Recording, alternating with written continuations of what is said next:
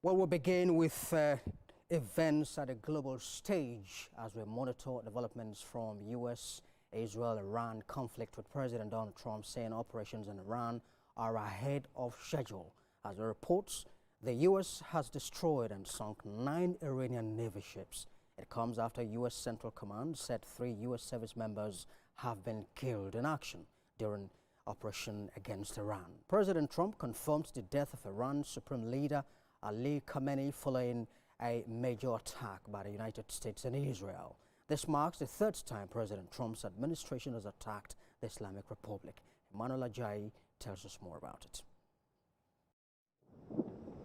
Tensions escalated across the Middle East as Iran's supreme leader Ayatollah Ali Khamenei was killed in massive U.S.-Israel strikes.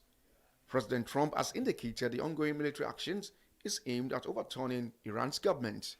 There are allegations that the supreme leader led Iran with iron fists for decades. U.S. President Donald Trump described Ali Khamenei as one of the most evil people in history and urged Iranians to take back their country. Explosions have been reported in Dubai, in the United Arab Emirates, as well as Doha and Kuwait. Meanwhile, 3 U.S. service members have been killed in action during the operation on Iran, launched alongside Israel on Saturday. According to medical services, in Israel, 9 persons have been killed after a massive strike in the city of Beit Shemesh. The Israel Defense Forces says it has launched another strike on Tehran, while Iranian officials says at least 153 people, including children, were killed after a reported strike hit a school. In response, Iran launched unprecedented waves of strikes on U.S. military bases, Israel, and targets in other countries across the Middle East. Inside Iran, reactions are mixed, with some cities celebrating the death of the supreme leader. Others are witnessing public mourning. What is next for Iran? It's still early to say if the bombing will lead to a resurgence of anti-government movement after thousands of protesters were killed early this year. Emmanuel Ajayi, TVC News, Lagos. Well, let's now bring in international affairs analyst Dr. Adebayo Olawake, who joins me live now on the news to talk more about this. Very pleased to have you with us on the news this evening. Thank you for having me. All right. Well, a number of high-profile individuals, including former Vice President Kamala Harris, have condemned Trump's action in Iran, of course, looking at the propriety and impropriety of the action.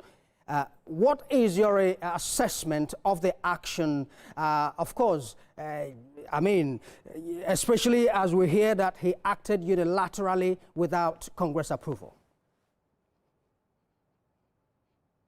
Well, this will not be the first time that a sitting president of the United States will launch a big military operation against a supposed adversary. All U.S. presidents do it. And in recent time, it has actually become a tradition, you know. I mean, we saw President Trump move into Venezuela, abduct the president of Venezuela on charges filed, and this person is being tried in a U.S. court. The U.S. court system has not refused to try this person. Neither has the Democratic Party or the Republican Party condemned that.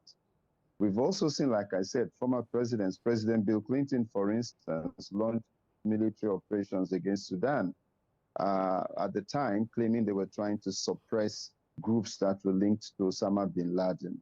It was maybe only the military operation against the Taliban, which was launched by President George Bush Jr., and because that actually had a significant coalition involvement. About 28 countries were part of that operation. So they had to get support from the US. They had to get United Nations Security Council resolution.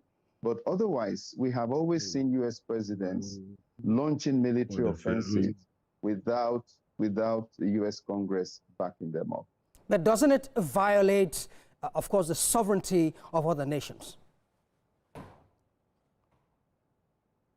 I mean, of course, yes, it does violate the sovereignty. In fact, the United Nations Charter does not allow for such unilateral military action against other states, except in self-defense, But then again, states have always found a way to give that phrase, self-defense, their own interpretation, But what we have seen happening is to find the United States and Israel jointly going to attack Iran, especially in the middle of ongoing negotiations between the US and Iran on the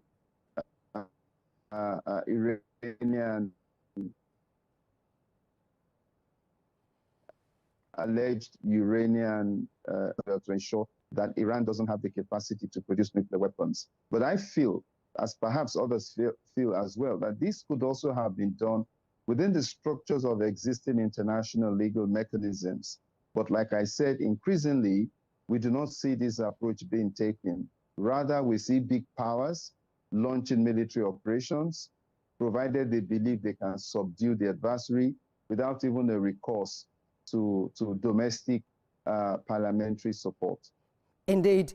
Earlier today, we saw Israel launch offensives, of course, against Tehran in revenge over the death of their supreme leader. Beyond the blaze in Dubai and then attacks in Bahrain, what other measures do you expect Iran to take in retaliation?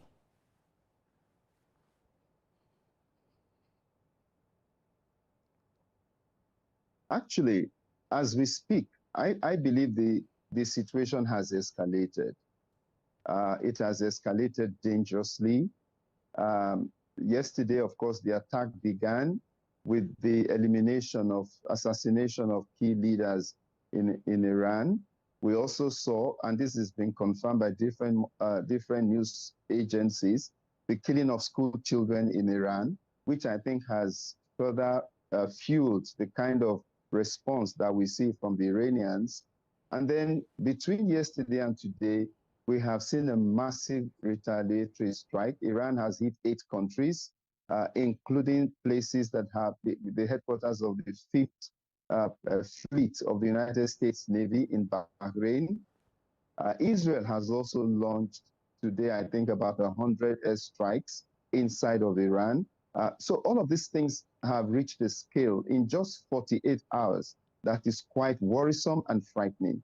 And in this wise, I feel that the countries in the region, especially the Gulf countries, ought to be pushing for a de-escalation rather than trying to determine whether they themselves should become party to the conflict.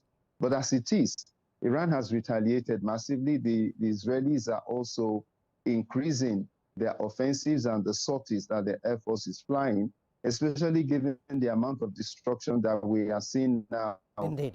Has happened in Israel itself. So it is going to get worse if it is not de-escalated urgently. Indeed. International Affairs Analyst Dr. Adebayo Olawake, we thank you very kindly for sharing your thoughts with us on this issue. My pleasure.